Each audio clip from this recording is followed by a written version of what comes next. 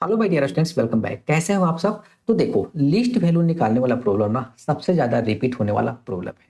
JEE mains हो या फिर जेई एडवांस हो, लिस्ट वैल्यू निकालने वाला जो क्वेश्चन होता है ना, सबने पूछा है और आगे भी आपको पूछते ही रहेगा। ओके, और इम्पोर्टेंट भी है, लेकिन किन किन बातों का ध्यान रखना है, किस स्टेप के साथ आगे बढ़ना है, ये इंपॉर्टेंट है। कहीं बीच में एक दो स्टेप ऐसा आएगा जो आपको फंसाने का काम कर सकता है, वहां से हमें कैसे निकलना है, बस यही चीज हमें सीखना है। ओके, चलिए डिटेल में इस क्वेश्चन को डिस्कस करते हैं।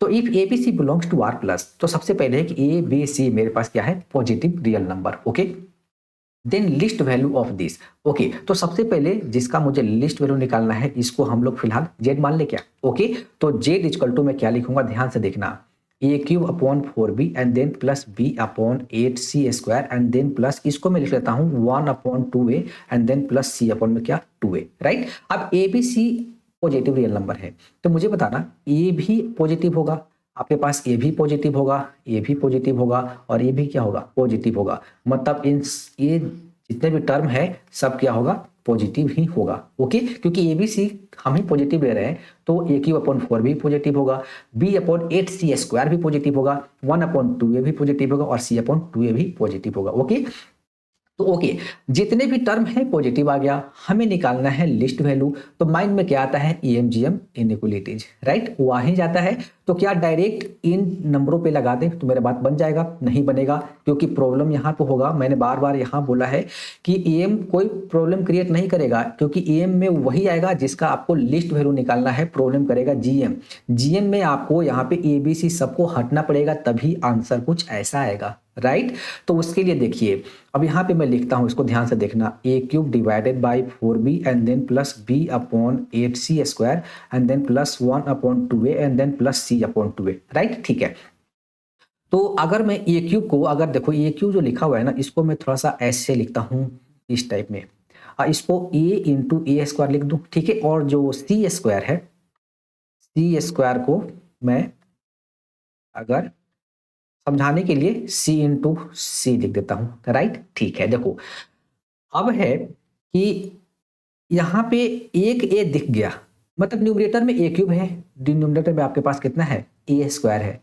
डिनोमिनेटर में सी स्क्वायर है, न्यूमरेटर में एक सी है, मतलब सिर्फ सी है। बी और बी के साथ कोई प्रॉब्लम नहीं है, क्योंकि एक बी न्यूमरेटर में, एक बी डिनोमिनेटर में। प्रॉब्लम क्रिएट कर रहा है ए एंड सी। राइट, तो मुझे न्यूमरेटर में एक और सी चाहिए, डिनोमिनेटर में मुझे एक और ए चाहिए। तो हमें किस टर्म के साथ छेड़छाड़ करना है, तो ऑब्वियस सी बात है, इसी के साथ करेंगे।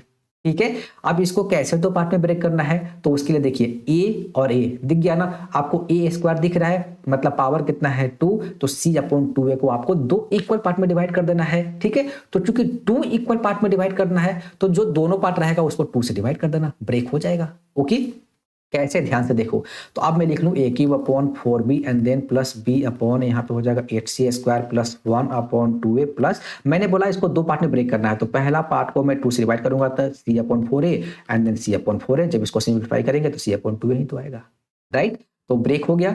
अब देखिए, न्यूमरेटर में ए क्यूब, डिनोमिनेटर में ए क्यूब, सी इंटू सी स्क्वायर बी और बी, सेम सेम आ गया ना। अब अप्लाई करेंगे ईएमजीएम। तो ये स्टेप इंपॉर्टेंट था। ईएमजीएम तो पहले ही क्लिक कर गया था, लेकिन किन नंबरों पे लगाना है, ठीक है ना, वो इंपॉर्टेंट था। ओके, तो अब अप्लाई कर देते हैं M greater than equal to GM, यानी कि ए क्यूब डिवाइडेड बाई कितना लिखा हुआ है,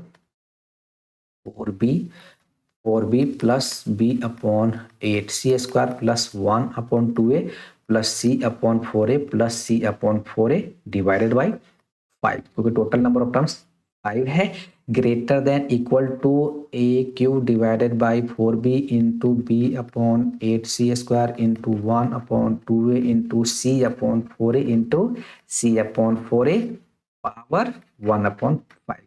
ठीक है, देखो ऐसे करने से, देखो अब जीएम में ना आपका सब कैंसिल आउट हो जाएगा, ए क्यूब ए सी सी स्क्वायर बी बी हट गया ना सब, और इसी को क्या माना था, जेड माना था, यही जेड लिखा हुआ है।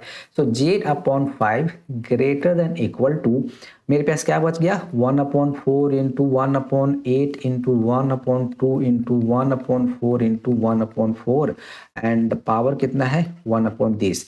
सो जेड दिस यहाँ पे 5 हो जाएगा, और यहाँ पे क्या हो जाएगा, ये 4 लिखा हुआ है, ये लिखा हुआ है कितना 16, यानी कि 4 स्क्वायर 4 4 यानी कि 4 टू द पावर कितना 5 लिखा हुआ है, और यहाँ पे लिखा हुआ 1/5, 5 5 उड़ गया, तो z greater than equal to 5/4। ठीक है, तो z का जो मिनिमम वैल्यू आया वो कितना आ गया 5/4 आ गया। ये हमारा आंसर आ गया। देख लेते हैं कोई ऑप्शन मैच कर गया क्या, यानी कि राइट। तो सबसे इंपॉर्टेंट स्टेप आई थिंक यही था, और ऐसे प्रॉब्लम जेई एडवांस ने भी पहले पूछा हुआ है। पीवाई की उठाकर चेक कीजिए, आपको जरूर मिल जाएगा। जेई मेंस में भी आपको आ सकता है। ठीक है, तो ऐसे ही कॉन्सेप्ट क्लियर करते हुए आगे बढ़ते रहिए, आपको अच्छा रैंक भी आएगा, आपको अच्छा कॉलेज भी मिलेगा। ठीक है, और कभी भी आप निगेटिव मत सोचिए, हमेशा पॉजिटिव सोचिए, हमेशा मुस्कुराते रहिए, हमेशा हंसते रहिए और प्रैक्टिस करते रहिए। थैंक यू, और टाइम मिले तो चैनल को सब्सक्राइब भी कर दीजिएगा, थोड़ा सपोर्ट कीजिए। Thank you.